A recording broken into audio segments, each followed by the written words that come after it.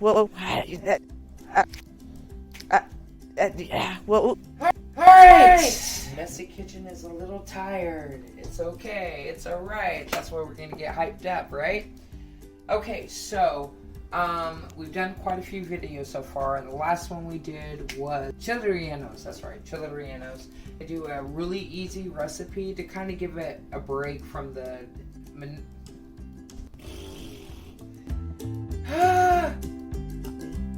monotony of it. Monotony. Oh, whatever. Monotony. Shh, so good. So, when I'm looking up recipes, I really like to do the all recipes when I'm looking things up. They seem to be really simple. So we're just going to kind of get down to it. Cordon Bleu is basically chicken, ham, Swiss cheese with a bread crust topping.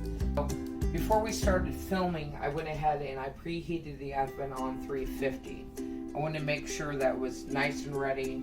And it also states that you need to have 4 really good chicken breasts. Now these are boneless and skinless chicken breasts. They're asking for you take 1 nice piece of chicken. It's been sitting out an hour.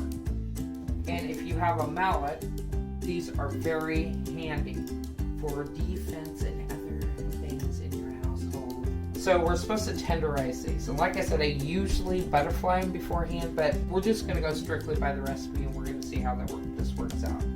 So we're going to do the first one, and then with the rest of them, we'll kind of fast forward it so you don't have to kind of look there and watch on it. So let's just start.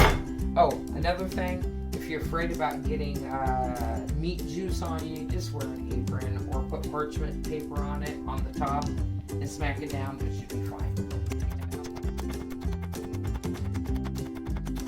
So there's one that you need to salt and pepper. The reason for this is salt helps to tenderize your meat. So go ahead and just lightly salt and pepper the piece that you just did and kind of switch it over and put it to the side. So right now I'm just going to go ahead and do this with the rest of them, and we'll more than likely fast forward it so you don't have to look at the whole thing because we already did one.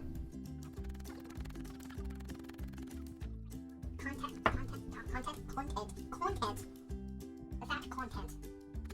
And you can visualize somebody based on your. How about you? There's some people I don't like in life. love the way you're beating that meat. So, okay, I'm having heat flashes from hell. If anybody knows about premenopause. Alright, and yes, I'm wearing my PJs again. I don't care. It's like COVID crap. I get to wear what I want to. Okay, and the next thing is we're going to do the wrap. So I'm going to take a piece of chicken. Make sure you have toothpicks because this is going to hold it together. Generally, then you take one piece. It's a Swiss cheese. Make sure you have a good Swiss cheese. And you put it somewhat in the center. You can break it up if you want to. Sometimes it's a little easier. And your ham, I'm using leftover ham from Christmas. So I have them in little small chunks. But generally, just get sandwich ham meat. That seems to work out a lot better because I think it's easier to roll if you just get the sliced ham at your deli.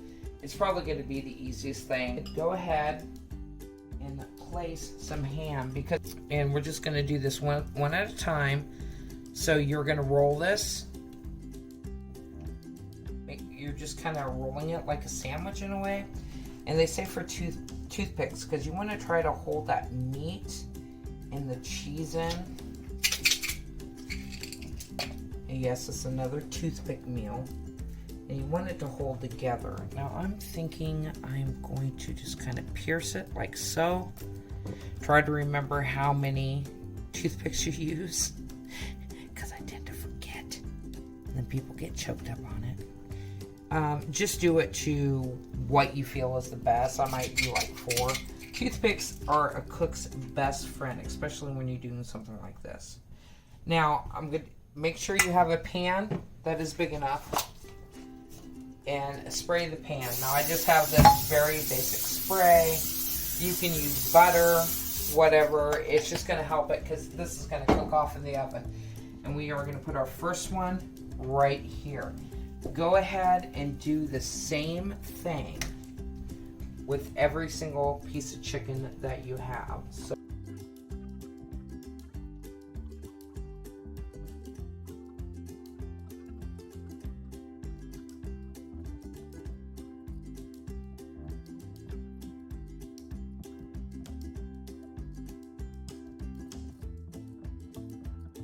have this done. That's reheated. No big deal. The next thing the recipe calls for is to sprinkle some breadcrumbs. Now, you can get a very generic breadcrumb. Italian, they say it's seasoning, so we're gonna do Italian. But if you have regular breadcrumbs, or you can make your own breadcrumbs. You can make your own breadcrumbs too, and we can go through that in another episode in a point. Very easy to do. But if you don't have the time, pick up a generic breadcrumb. If you can't find one with seasoning, just add some Italian seasoning to it. It is very simple. So it states that we need to take this in even.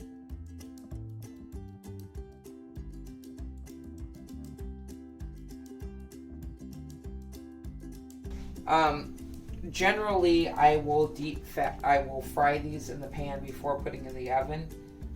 So my concern at this moment is the fact that since I just put breadcrumbs on there on a dry chicken, is it going to make that crisp outer coat? So that's what I'm questioning. But I'm not going to mess with it. Usually I mess with it and I think it's not good enough, but I'm just going to leave it here. Let's try this one out first of all, for all recipes. If this doesn't turn out the way we want to, well then we'll do another segment with another recipe and we'll try to make it better. Okay? But let's just check this out. Let's see how good they really are. And it says to cook it about 30 to 40 minutes on 350. So I'm going to stick in the oven, check it on it periodically, because we have just a few more steps and then dinner is supposed to be served. Alright, you guys? Let's have some fun with this. Okay, I have to give you a little bit of advice on this one. Do not cook it as long as I just told you to here, because I found out afterwards. This is what you do. Little secret. So, you still set the oven at 350, but after you put the cheese on, put a little bit of tin foil over it, okay? Cook it for about 15 minutes, 20 minutes max. Take it out. Throw in a little bit of extra cheese on it, and then broil it, because it turned out a little too dry for me. Didn't hear that one. They say to take it out of the oven, like so. It is starting to crisp on some of the breadcrumbs too. I don't know. This is a new recipe. Now you're supposed to take some more of your Swiss cheese and kind of layer it on the top of these pieces of chicken. Now it states to put it back in the oven. I like to broil, but Broil, BR. Oh. Let's stick it back in the oven on 350. We'll have it cook for about 10 minutes and then we're going to look at it. If it's not the way I like it, I'm actually going to bump it up and put it on broil for a minute or two. Alright, so let's just put this back in here. It is still at 350. Whew, we're going to take this out. I'm not going to, well, never mind. I will take it out for a minute. Now, I do not believe that cheese is the way you want it to be. So, I'm not really liking the look of this. I'm going to put this sucker on broil. You know what I feel like? I think it's missing something. I think it's missing cheese. We always have more cheese in our refrigeration, don't we? Oh yeah, we got cheese, Pepper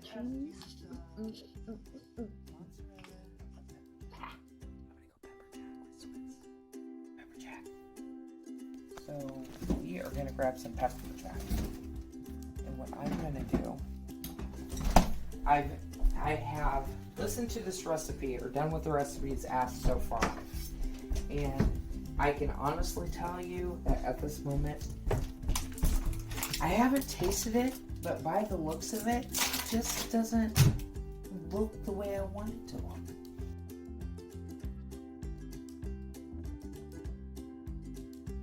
We like cheese. Cheese. And more cheese. And more cheese. And add more cheese. And we have cheese everywhere. But save yourself a piece because you're hungry by now. Bye-bye. Broiling is tricky. Sometimes it will burn things in a second. And sometimes it takes a little bit longer. But do not leave food in the oven on broil without you by the oven. You have to stay by this. Like you're doing your gravy. You can't move around. You can't mess this up because it's going to ruin every single thing you just did. So stay by your oven. Alright. We're going to take this out. There's a reason. I'm looking in. If you see how it's starting to have that light brown and the cheese is bubbling, it's not burnt. It's just the right. Now this is what I like.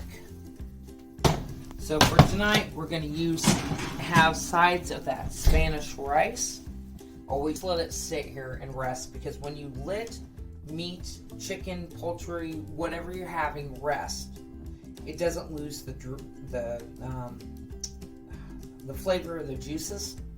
So when it sits and it cools off, it sucks in all those juices it released to hydrate itself, and it will continue to cook as well. So when I take it out of the oven, I'm not 100% sure if it's done or not. That's why when you let it rest, it continues to cook. So you don't want to cook things absolutely dry in your oven. This is Cordon Bleu, and we're going to dish them up in just a little bit. After I have them dished up, I'll take a couple pictures for you. So I hope that's good. And as I said before, we all have messy kitchens, as you can see. But it's our life, and this is the way we live. So we're going to plate this up, but I'm still going to see you on the flip side. Beginner's food. Food we like to eat. Food that makes us fat.